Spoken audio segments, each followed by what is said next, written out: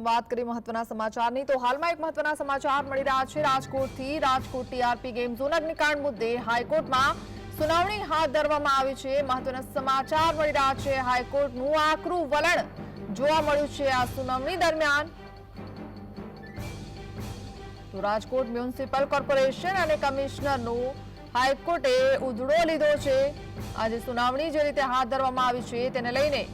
કોર્ટનું સખત વલણ અખત્યાર થયું છે કોર્ટે કરેલા હુકમના પાલન બાબતની પણ ફરજમાં દાખવેલી બેદરકારી મોનિટરિંગના અભાવ બાદ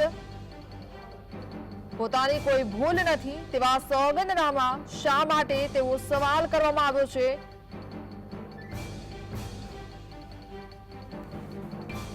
રાજકોટ મનપા તરફથી કરાયેલું સોગંદનામું સ્વીકારવાનો કોર્ટ દ્વારા ઇનકાર કરવામાં આવ્યો છે